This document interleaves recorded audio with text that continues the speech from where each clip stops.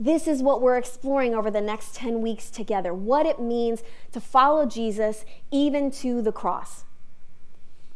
The life of discipleship is costly. Mark is reminding us of that here. When we choose to follow Jesus in the way of the cross, there will be conflict with the way of the world. When we follow Jesus and we speak truth to power, whether that's speaking truth to powers that are outside of us, or whether that's speaking truth to the way that we use power for ourselves, when we confront any force that stands in opposition to the kingdom of God, there's going to be a cost. When we follow Jesus, we will not have control over the way that worldly power is used, and we won't actually have use for it anymore the way that we have. And for the disciples and for Mark's audience, a very real possibility of following Jesus was systemic societal persecution and even death. Choosing to follow Jesus involves an acceptance that there will be conflict and there will be a cost. For us, we could sit here and name the way that we see power at work in the world. There is opposition to the kingdom of God and the way that the kingdom of God wants to work in the world. We see it in ever-growing divides racially, economically. We see it in the valuing of particular lives over other lives.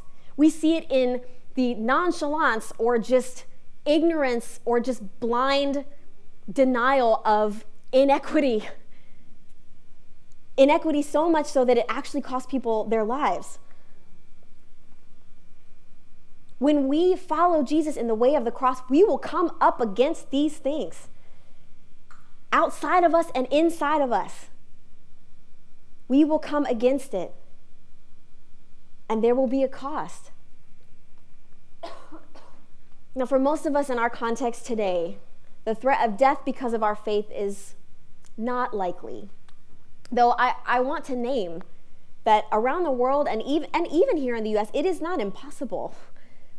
I don't want to discount that there are people who read this narrative from a very different perspective than all of us in this room are going to hear this narrative about the cost of what it means to follow Jesus. That doesn't mean, though, that there isn't something for us here. That doesn't mean that there's not a cost for us to count. While our bodily life is something that can be laid down, that should be laid down in the pursuit of Jesus, what does it mean to lay our whole lives down? What does following Jesus cost us? I would challenge us that it still costs us our lives. It will cost us our comfort, our control. I don't feel like I'm the only one that has a white knuckle grip on both of those things in myself. It will cost us comfort, control. When we follow Jesus, we will be called to serve others. We will called to allow ourselves to be served. We will be called to not just look out for ourselves anymore.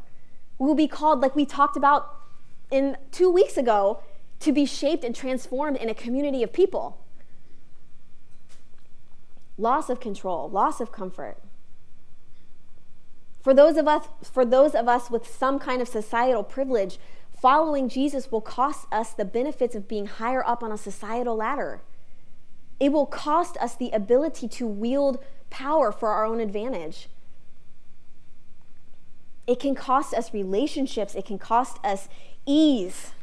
I miss the ease. It will cost us our certainty.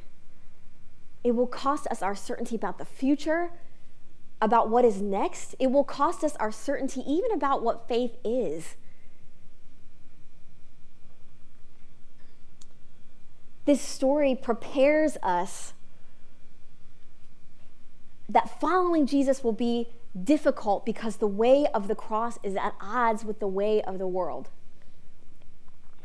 Mark is saying the way of the cross is difficult. Expect it to be. Expect it to be difficult. And this story encourages us that even when there are circumstances we can't control, when we are facing death, whether that's literal or figurative, that we are closer to the way of Jesus. We are called to follow Jesus, and in doing so, to become like him. The way of the cross is the way of Jesus.